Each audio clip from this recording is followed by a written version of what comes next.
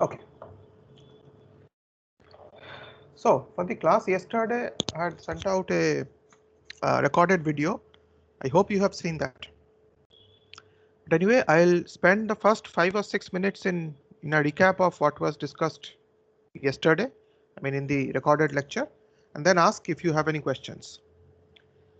So we mainly discussed about two things. One was the using of scheduling queues in the life cycle of a process. So there are several queues, like there is a ready queue from which one process is chosen to be allocated the processor.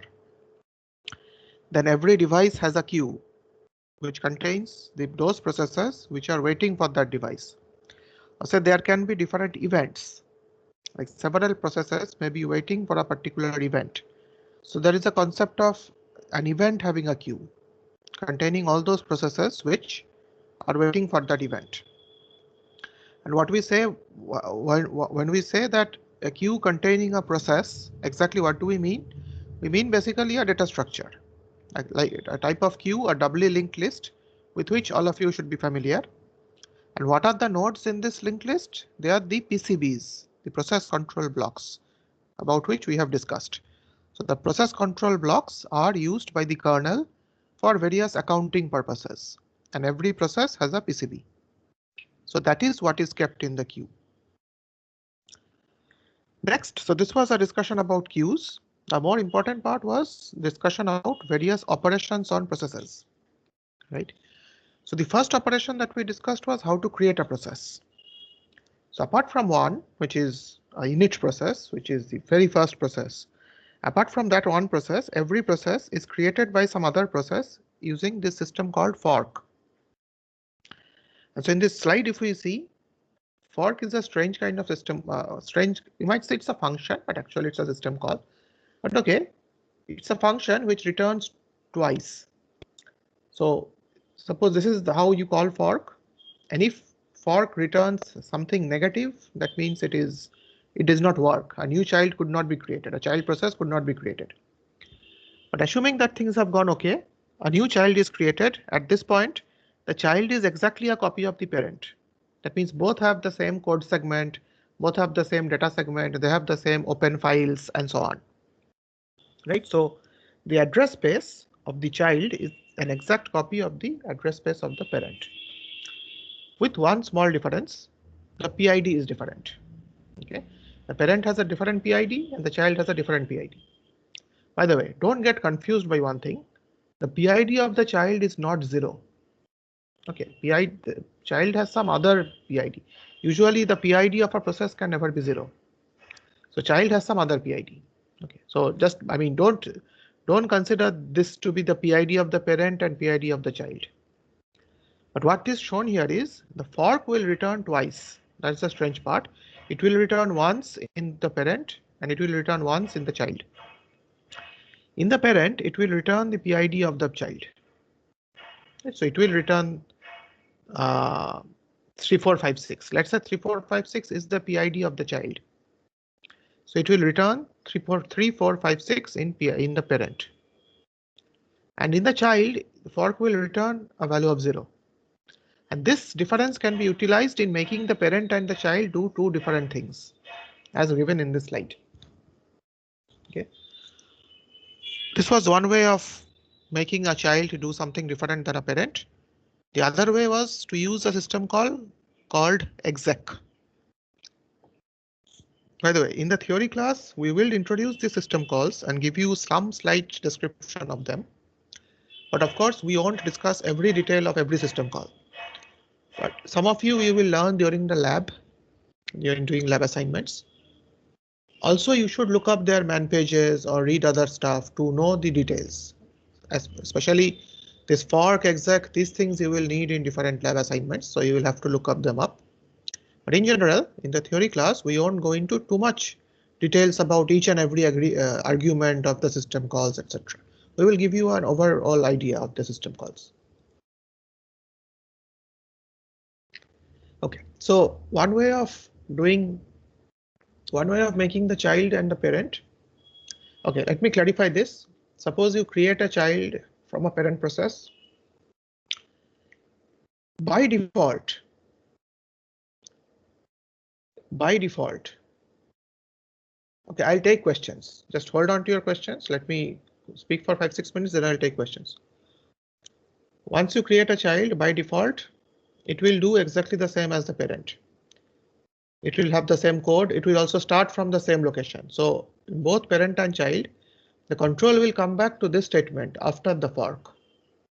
With this difference that in one case, fork will return a non-zero value in case of the parent, and in the other, in the child, fork will return 0.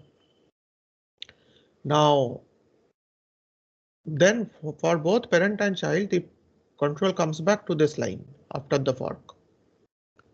Now, but we often want the child to do something different from the parent, and we are discussing two ways for doing that. One is this, what you see in this slide. Use this return of the fork in order to clearly demarcate what the child has to do and what the parent has to do. The other way is you want the child to actually run some executable file. Suppose ls.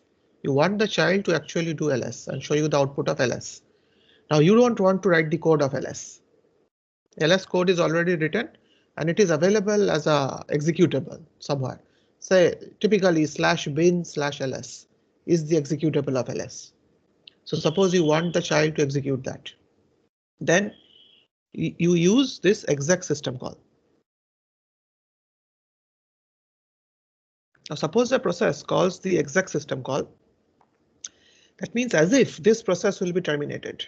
I am saying as if, it's not that it's actually terminated, but the idea is that the rest of the code of this process, which this process was running till now, will not be executed anymore. Rather, the address space of this process will completely be replaced by that program which you have execed. So in case you have exec ls, so the object, I mean the executable code of ls will be used to replace as if the address space of your program which was running, which has just called exec. Right? So the same process ID will continue, but the functionality will completely change. Okay, the functionality will completely change. So this is another way of making the child do something else, different to the parent. We discussed some couple of other system calls like wait. This is how a parent can indicate to the kernel that it wants to wait for the child to complete. And this is optional. Parent may wait for the child to complete, may not. But the kernel gives us this facility that a process can say that I want to wait till the child completes. That means the parent does not want to execute any further until the child completes. Therefore, parent execution is suspended when this system call is done. So now here is the example of a process waiting for an event. So this parent wants to wait until the child is completed. Right, so parent execution is suspended. The parent is no longer ready because it is waiting for an event. Right, so no point in allocating the processor to the parent again right now until the child has terminated. Right, so and there are two ways of doing this. One is just wait, just this function system call wait, which suspends execution of the current process until one of its children terminates. So maybe a parent has created 5 children. So and it calls wait, then it will wake up after any one of those child terminates. Then it can decide to wait again. It might say that, yeah, I mean, it will wake up at some point, but then it might say that, oh, I want to again wait for until all the other children complete. That can be there. But the kernel will put this parent process in the ready state after any one of its child terminates. Or the parent can also call wait PID and indicate the particular PID of a child process. That means the parent is wanting to wait until this particular child terminates. So this is about waiting. The other thing that we discussed is exit. This is how a process ends. And usually, like you must have, right from when you are doing PDS in the first year, you have been writing things like exit 0 or return 0. So these codes are actually sent back to the parent. And this code is actually sent back to the parent. So this exit code is often used for. So okay, how does it work? Like this. Say the child exits with exit 2, then this is how the wait will be called by a parent. A wait takes the address of an integer variable as argument, and this status, which is returned by the child, will be filled into this status. So when the parent wakes up, because the child has terminated, you will find that the status is sent back by the child in this variable. This mechanism is often used to indicate to the parent if things worked okay or if there was something wrong. The usual convention is a process will return 0 if everything was okay. The things happened as expected, the process returns 0. But usually different non-zero values are sent as error codes, like exiting with a value of 2 may mean some particular error occurred. Exiting with a value of 1 may mean some other error occurred. So usually that is a way of a child telling the parent that what went wrong.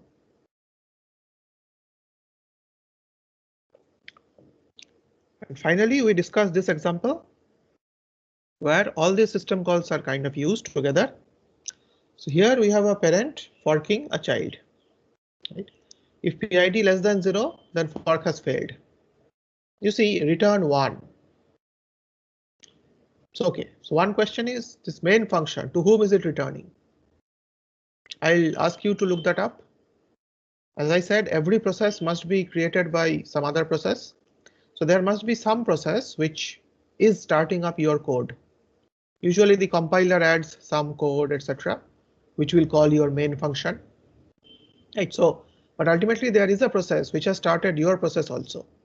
So this return 1, return 0, this is going back to that process which has started your main function.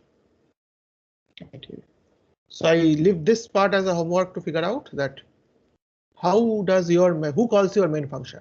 As in, how does your process start? There must be someone who calls your main function. So usually the compiler adds some code, etc. You may have studied this during your compiler course. I'm not sure, but if not, please find this out. Okay, also a small difference here, return 1 and here return 0. This is exactly what I was telling. Usually if everything goes okay, a 0 is returned or exit status 0. Non-zero returns are usually made to indicate some error condition. Right. This is not a rule, this is a convention. Okay, so if PID less than 0, then fork has failed. Else, if PID equal to 0, that means now this part, this else if part, this is the child. Right, because PID is 0, so fork has returned with 0. So this is the child, and here the child has used exec LP. So I mentioned earlier that there are 6 variants, I think, of exec. Figure out what the differences are. Typically, the differences are in how command line arguments are sent or how the environment is set, etc. But here they have used exec LP with this executable /bin/ls. So this executable will be used to replace the address space of the child process. This is what the child does. Basically, it executes ls. What does the parent do? The parent wants to wait. So here the parent has just created one child. So there is, I mean, sure, wait PID could also have been used, but well, okay, here maybe wait will give the same effect. So parent is waiting. So the moment the parent calls this system call wait, it will be suspended, as in it won't be any more ready. And when it comes back on, like when it is again allocated the processor, then the child must have completed. There, according to the simple program, printf says child complete. But in a real world application, maybe you'd like to see what the status of the child was, etc., etc. Right. So till this we had discussed last day. So now I can take some questions. Okay, first question, which is asking if 2 forks are called from the parent process, then would both the child processes have 0 PID? Very good question. First, let's understand. So suppose we have a small program which says simply int main, etc. We declare the variables. Let's say I have two forks, fork and then fork. Two statements, fork and fork. First of all, how many processes will be created?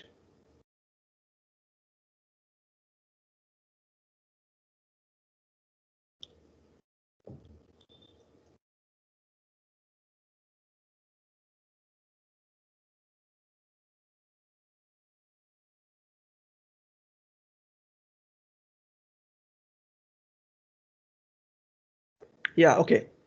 Most of you have got it. 4 processes will be created. See, why? I said what I said, the main has just 2 lines apart from variable declarations, etc. Fork, fork. What happens when the first fork is executed? 2 processes are created, parent and child. Let's call this child C1. And as I said, after this fork, the control will return back to both P, and P is the parent, and C1 at the line just after the fork. So both P and C1, when they get control back, I mean when they are again allocated to a processor, they see the next statement is another fork. So parent will fork again, child will also fork again, C1 will also fork again. Right, so now you'll have 4 processes. So initially there was P, then P forked C1. Now P will also do, now P will fork again and C1 will also fork again. So ultimately you will have 4 processes.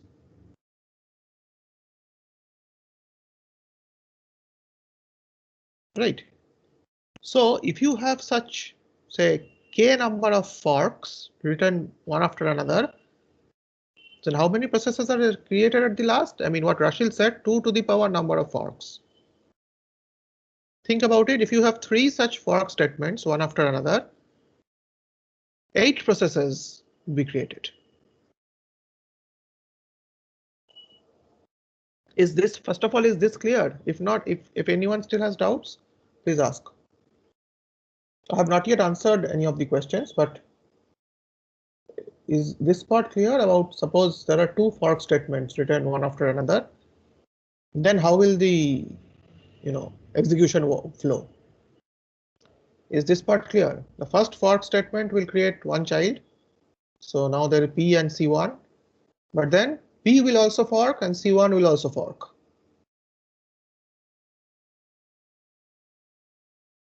So P say gives rise to C2 and C1 gives rise to C3. You might say that is a grandchild of the actual parent, but after all of these are processes, right? So I hope this part is clear. Okay. Now going back to Vijay's question.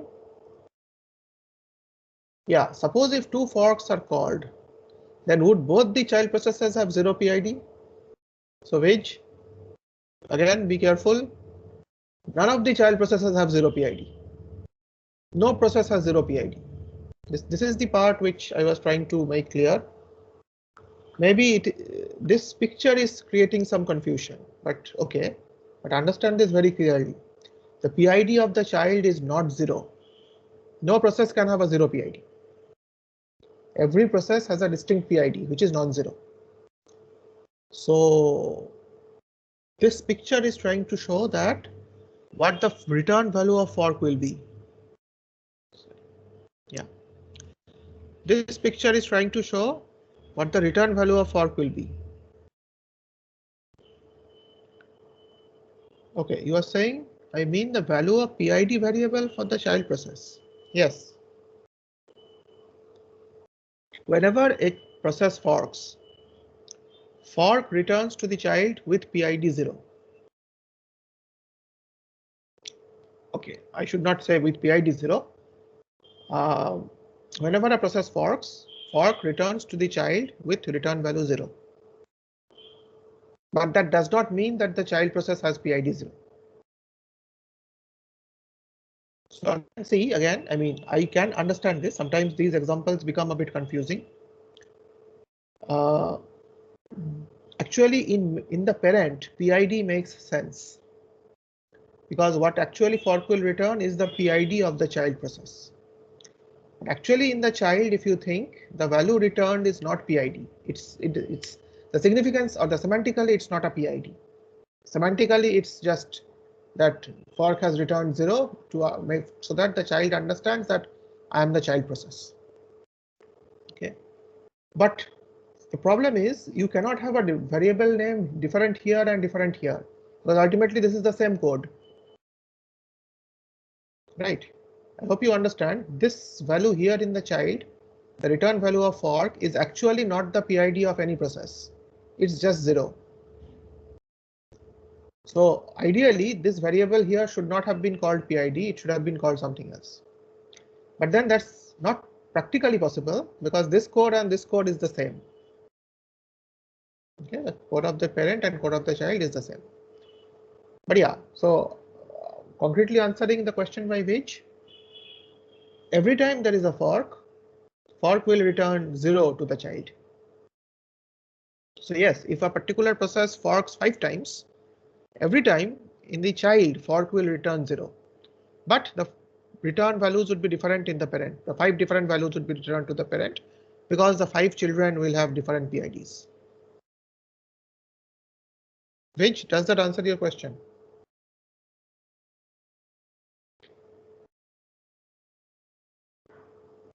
Okay, and there was another question by Narayan. Copying whole address space should be quite slow. Does OS actually copy all code or share some code or memory? That's a very good question. It depends on the, so what is I think asking is that when I said that when a child is created, the kernel creates a copy of the parent process, and that copy is now the child process. So it's true that this copying is actually quite slow. So does the OS actually copy or share some code or memory? Good question. This depends upon the implementation of the kernel. Some kernels do, but yes, some other mechanisms have been created, such that, say for example, some codes, some segments may be shared, or even there is also one, I don't know if it is used, but at least there is a proposition also, I mean kind of a design principle you might say. It says that, oh, you know, by default parent and child will use the same, will do the same thing by default. So unless there is any need for copying, why even copy? Let them share the same segment, because they are going to do the same thing. They will use the same code, they will use the same files, etc. However, if the child does something different, like exec, etc., then you'll have to copy. So this mechanism is sometimes called copy on write, if I remember correctly. I'll have to check this once. But yeah, so this is one like a optimistic kind of scenario, that the kernel is optimistic that so okay, and the underlying thing is exactly what Narayan pointed out, that copying such address spaces or creating a duplicate of an address space of a process is quite slow. So unless it is necessary, why do it? So some like optimistic kernels can be designed such that initially there is no copy, but yes, if the child wants to change something or writes wants to write some other process image, then of course you have to make a copy, because the parent cannot be disturbed because the child has exec. So yeah, it's a good question, and there are different ways of dealing with them. Yeah, may I just Sure. quickly to add to Narayan's question. I guess we'll talk about copy on write later too. But copy on write is a relatively recent phenomena. So ideally, like algorithmically, the child has a copy of the parent's address space. Copy on write just says that, you know what, why do you need a separate address space if you're not changing any value in that address space? So only when you are changing the content of that address space, I will copy. And this concept will be used later too, but this is basically heuristic based optimization, as you was mentioning. Thanks, Mainak. Sure. So yeah, in systems, you will often come across these things where multiple solutions are possible and none are wrong. There is some trade-off in each. In some cases, the efficiency is increased. So, I mean, different types of machines may take different choices. Different kernels may take different choices and so on. Okay. Another question by Akshat. If the parent process exits and the child keeps on running, what does it return? The exit status and possibly the error codes. Very good question. The next couple of slides will answer this. But so any other question? Based on what was discussed in the recorded lecture. Akshat's question will be answered in the next couple of slides, which is the new part today.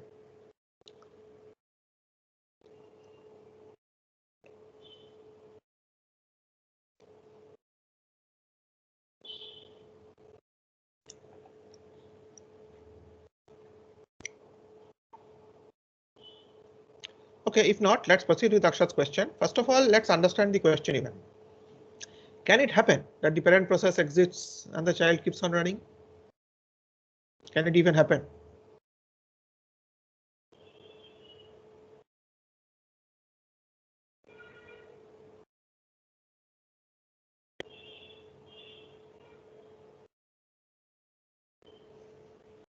I mean, if you think it can happen, then like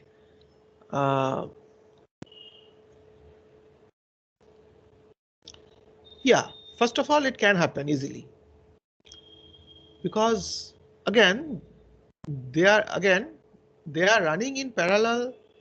I mean, sure. I mean, so suppose a parent has created a child. So now there are two processes. There is no knowing which process will be allocated the CPU first and things like that. That is not in our control. That is decided by the scheduler of the OS and so on. So it may well be that the parent forked a child. That child would take some time, would take some CPU time, would do some work. But the parent did not call wait and it just terminated. It can happen. Right. So then what? Yeah, but the parent did not even call wait. Yeah, as I was saying, as Radhika is pointing out, the parent did not call wait. By the way, again, I would just, so I think all of you are getting the idea, but I would just point out a few terminologies. Like if you say multiple processes run in parallel, it might be a bit of a misnomer because again, we have been saying that we talk about only one processor. So two processes cannot run in parallel, but yeah, what you mean is both processes are there in the system. They are valid processes, so they will be running at different times. I mean, their runnings will be interleaved, as we have been discussing, like time sharing and so on. So multi-programming. So yeah, that's one thing. Second, yeah, I have often heard this phrase that the child runs in the background. This is like, unless you exactly know what you mean, it's better not to use this terminology. Running in background may have a different meaning. Okay, so yeah, fine. So, but I think both Vij and Radhika meant this, that I mean the background has a slightly technical meaning in terms of the shell, etc. Maybe one of the assignments will touch upon that. Not sure. Anyway. But yeah, okay. I think both Vij and Radhika was telling is this, that what others you have many of you have also said that these are two processes and there is no guarantee that which one will execute first, which one will execute next and so on. So if a parent waits, then there is a guarantee that the parent will not be executed until the child terminates. But suppose the parent has not called wait, then what? Okay, so let's proceed with the new stuff today. Yeah, special cases. So exactly this is the special case which Akshat asked. So suppose a parent has terminated, but the child is still running. Can it run, first of all? Again, it depends on the OS. In some OS, all children must terminate when a process terminates. So this is sometimes called cascading termination. That all children, grandchildren, etc. of a process must be terminated when a process terminates. So the OS will take care of this. So if a process terminates, then the OS will take care of all it take care so that all its child and grandchildren processes are terminated immediately. Okay, that's one design. Some other OSs do allow this phenomena that the process, I mean the parent terminated, but the child is allowed to run. So they are okay. And second, okay, yeah. So I'll come to that case where, so suppose those OS which allow a child to run even when the parent has terminated. But here there are two cases again. First, maybe the child has terminated, but no parent is waiting. Okay.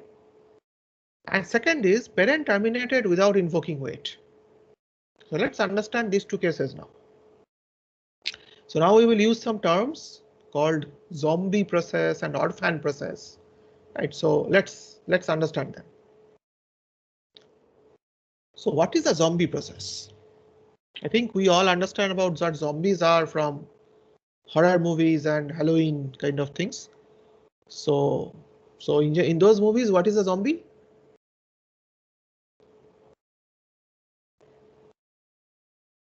I mean, very roughly, we don't want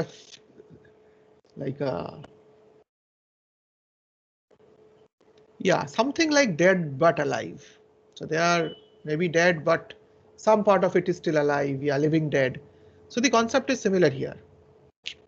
A process that has terminated, but whose parent has not yet called wait.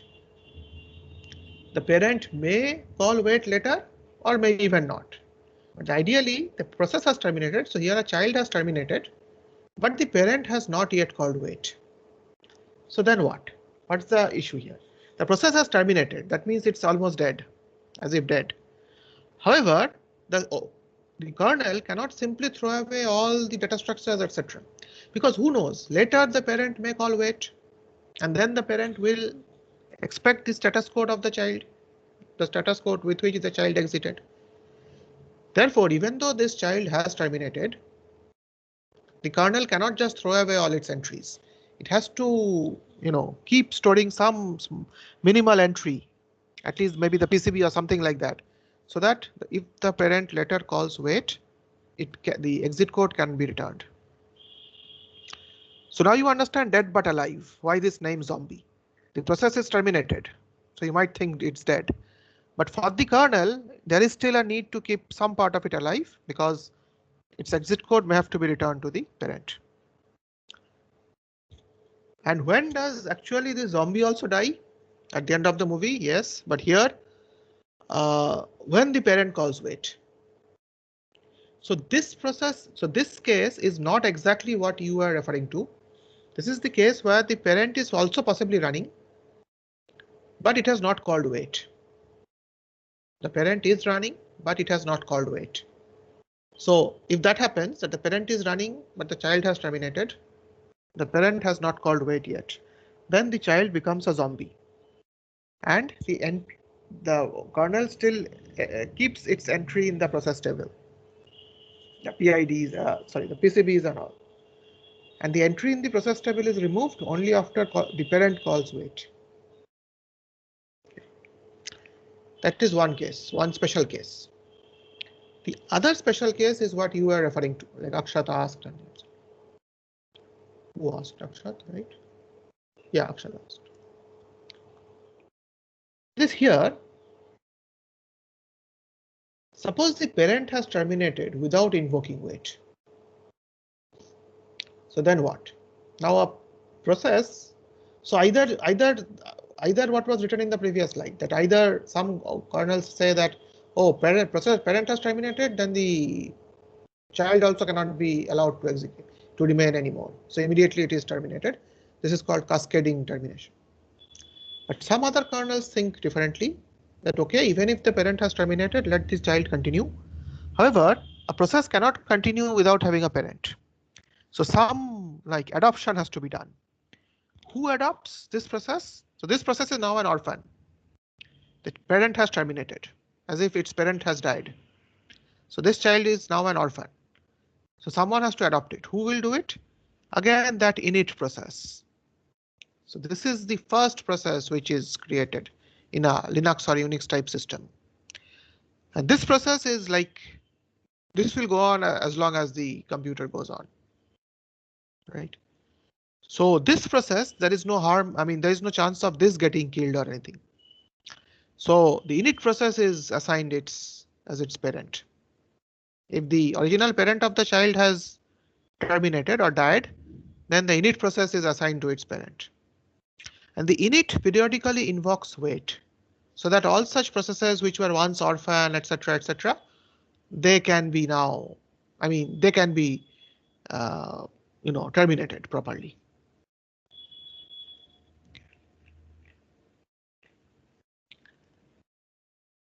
Okay, so Tanmay has a question. Sir, is cascading an appropriate thing to do?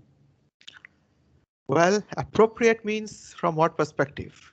If you say whether it is efficient for the OS, etc., yes, it is. I would imagine cascading termination is more efficient for the OS. But if you think, if you are asking this question in terms of an ethical dilemma, that is cascading an appropriate thing to do, then that is a difficult question for the users. Okay, I'm not fully sure. So Tanmay, can you unmute yourself? Let's. I mean, what exactly are you asking? So if I am running a program and I called fork and the parent process has died, but I want the child to continue. No. Wait. So you have written both the parent and the child? What? Like the parent has died. The question was cascading happens when parent has died No, and but child. see, the question suddenly cannot come up. You have written the parent and the child. So if you wanted the child to continue, then why didn't you call wait?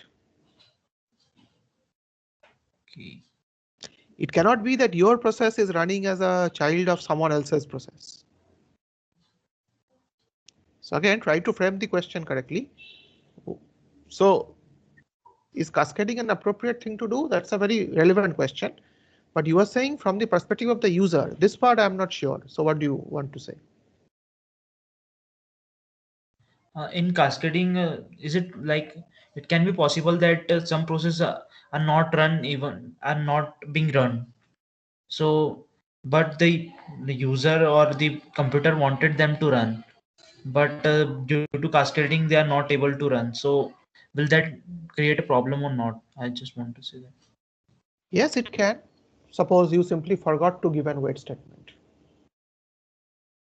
Then sure, your process will not run. Your child process may not run. Suppose you are working on an OS which follows this policy of cascading termination. Then you wrote a parent, you forked a child, you forgot to put the wait statement in the parent. Then of course the child may not run. But then that is because you wrote the code like that. Okay. So see again, the OS is giving us different ways of doing things differently. You are free to choose the way. The OS is giving you a way of waiting for or making up a parent wait for the child. Right. Sure, if you forget to use it, then the child process that your process forked may not run. But then there is an easy way out. Okay.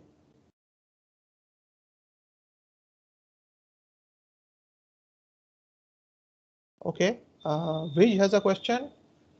Can a child process pass on message to its parent during its runtime? That is when the child process has not yet terminated. Yes, it can. That is exactly what we will discuss in the next segment. Like how can one process talk to another process? The short answer is yes, it can. Of course, a child may have many things to inform the parent or vice versa. The parent may have many things to inform the child and so on. So of course, there should be a mechanism for that. And there is. Okay, Shomnath says, what if no wait in parent and child terminated? Okay, then child processes PCB remains forever in kernel. No wait in parent and child terminated. No wait in parent. Okay, so which happened? Okay, no wait in parent, sorry. Okay, so no wait in parent and child terminated. And child processor's PCB remains forever in kernel? I don't think so.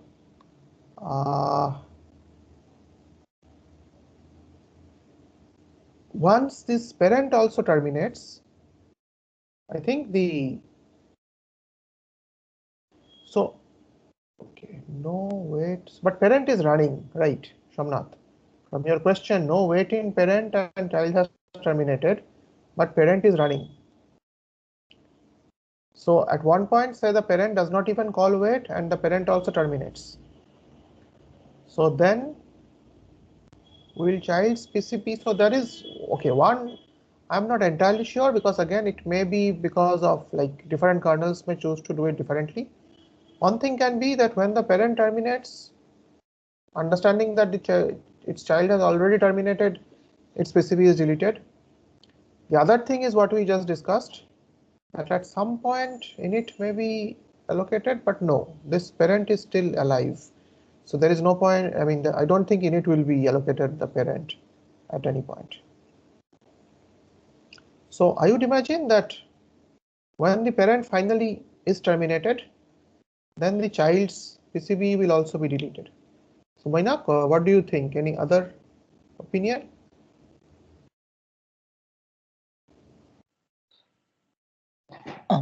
Sorry, you broke. I just had the last sentence. So the last question by Shomnath Mhm. is asking, suppose there is no wait statement in the parent at all. The parent is running, but the child has terminated. Then what will happen to the child's PCB? That's actually a good question. There is no, so parent doesn't call wait and the child terminated, then child process PCB remains forever in kernel. Yeah, so it will, I mean, when the child terminates, because the parent is not calling wait, what I would actually think, I need to double check, of course, but what I would think is that when the parent process will terminate, I mean, this PCB, references to this PCB would be cleaned by the kernel. But yeah, or the other option which Soumitra has pointed out, that is also an option. That after the parent terminates, maybe init will be made the no, that will. But I doubt about that. I doubt. I mean, the child process already terminated, right? Yeah. So yeah, I mean that init process is made parent only of a running process. I don't think it will be the case with a terminated child. Yeah, therefore that is what I also said, that I'm not entirely sure, but I would believe that when the parent terminates, the kernel will figure out that this child has terminated, it already knows, and then that child's PCB will also be removed. Because once the parent has terminated, it will never ask for the status of the child anymore. So there is no point for the kernel to keep on storing the entry of that child. So the kernel was storing the entry of the child only in the hope that, or in the expectation that the parent may ask for its status. If the parent has also terminated, then there is no point in further keeping the entry of the child.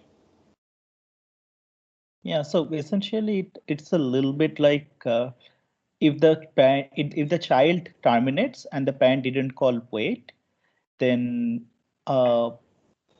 basically, like after the parent terminates, kernel will take care of it.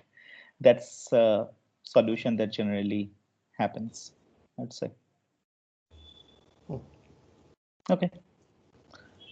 Okay, any other questions?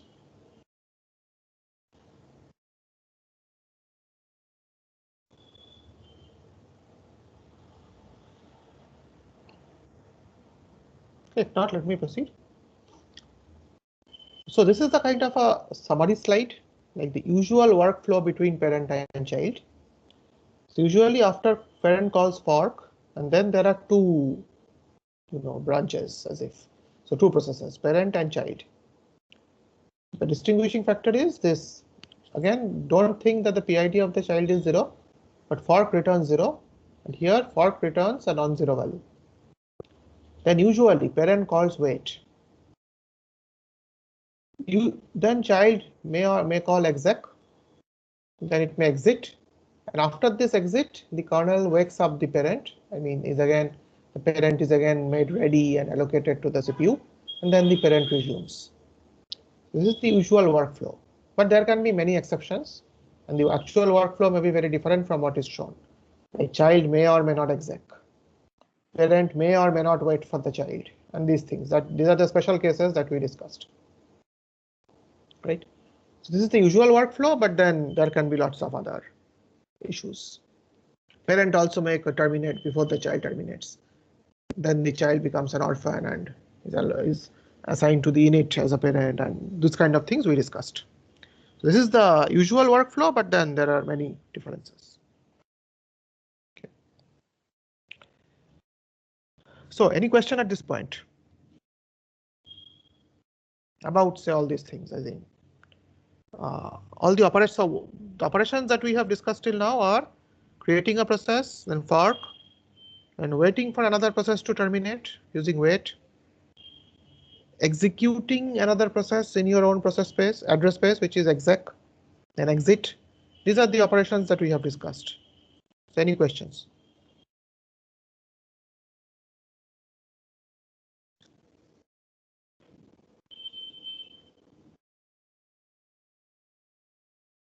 Okay, Avijit says, if exec is called in child, then is it required to call exit? Good question. So let me ask the others. Suppose in your child program. So going back, let me go back to this slide. Yeah. Suppose in child process, right? So you have called exec. After that, should you have an exit statement also? Is it required?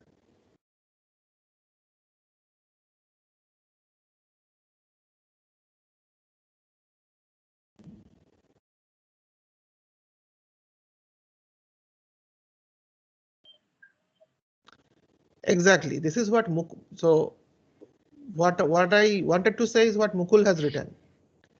If the exec, that is, so the child has called exec. If the exec was successful, then the statements written after exec will never be executed. Because, yeah, so basically it does not matter, because the executable that has been exec, now that will run. Your code will no longer run. Right. So what you write after exec usually does not matter if the exec has worked properly. Of course, you should have some checks, like if the exec does not run properly, then you should be able to print out something or do something which is meaningful, right? Or at least inform your parent that the exec did not work, something like that.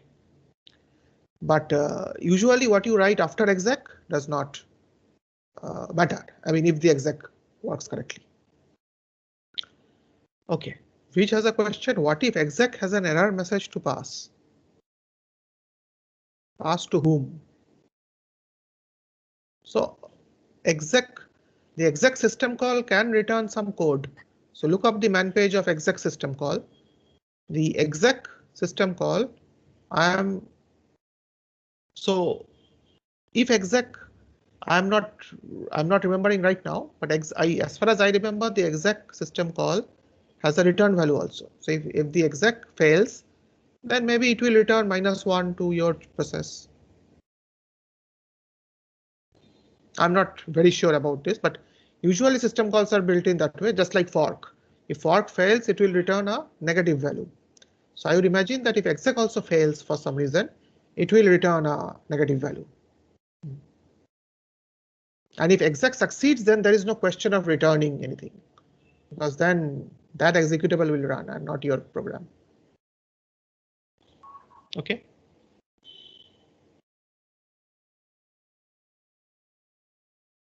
Okay, so if there are no more questions, let me proceed a bit. So we have discussed, what we were discussing till now is how processes are created, how they wait for each other, etc. But there is one question which I did not answer.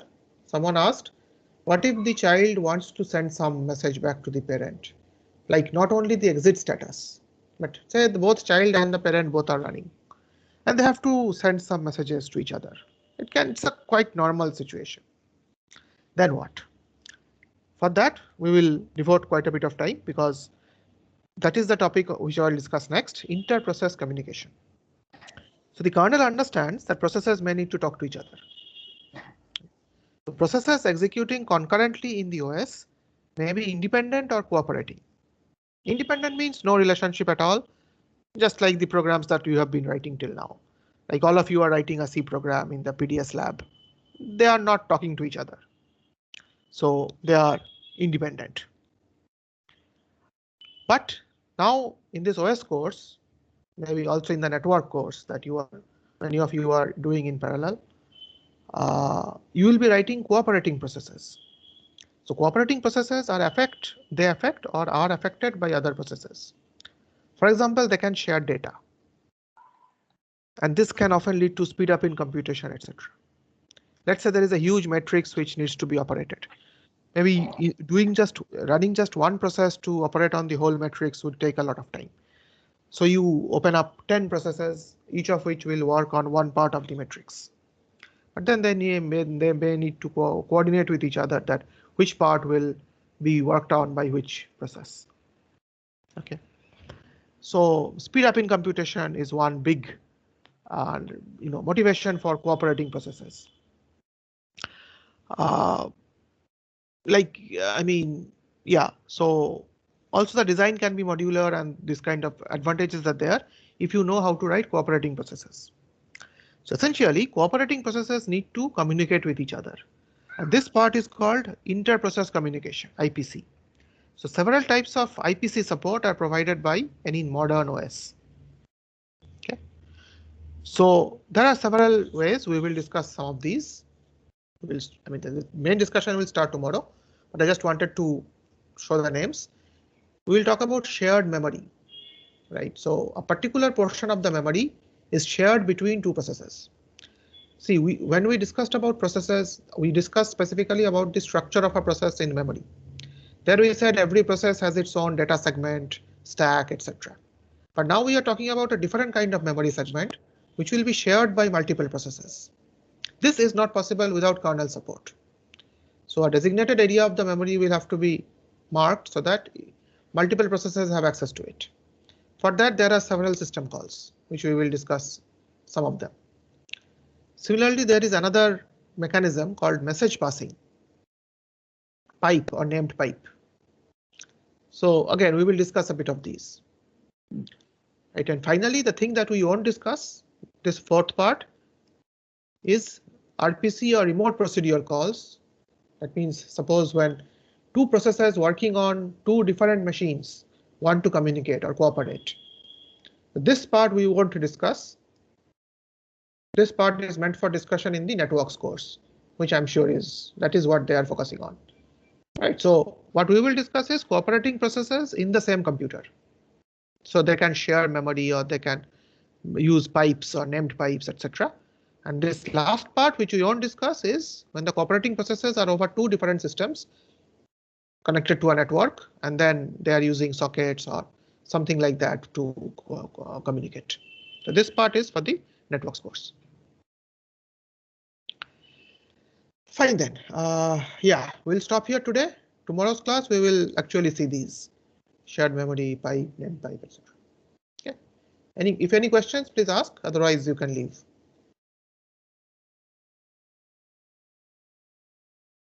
So there is a question about the lab. Okay, maybe it is better if we take them during the lab, but we are unable to see the assignment being submitted for both. When one submits, other does not. Yeah, as long as, so we hope that you and your partner are cooperating processes. So your partner informs you that he or she has submitted. So do cooperate, and as long as we get one submission from one group, we are fine. In fact, it may be confusing if both of you independently submit two. So rather do communicate with yourself, with your partner, and ensure that only one copy is submitted.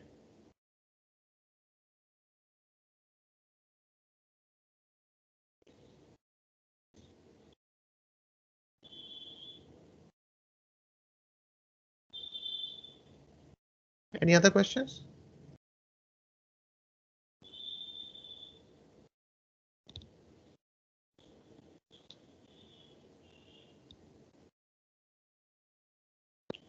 Okay, is the whole PCB really needed if child is terminated? You are right, no. The whole PCB is not needed. Maybe a small entry is enough. And that is what is kept. The whole PCB means many things like values of registers and open files and all those things also. I mean, all those need not be kept. So, but some entry needs to be kept, a small entry, so that at least the exit code, etc. That's why it's called a zombie, because everything is dead. The process is no longer terminated, and the process is terminated. It's no longer executing anything, etc. It's not, but still, the OS cannot simply let it fully go because of this one small thing, right? That's what we hear in horror movies. The last wish was unfulfilled, therefore the spirit stayed on in this world, or something like that. Yeah.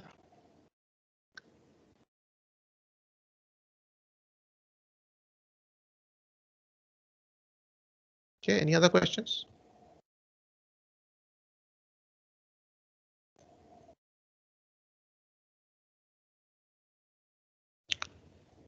Okay, if not, then let's end this class. We will again meet at 2 p.m. for the lab. Okay, thanks everyone.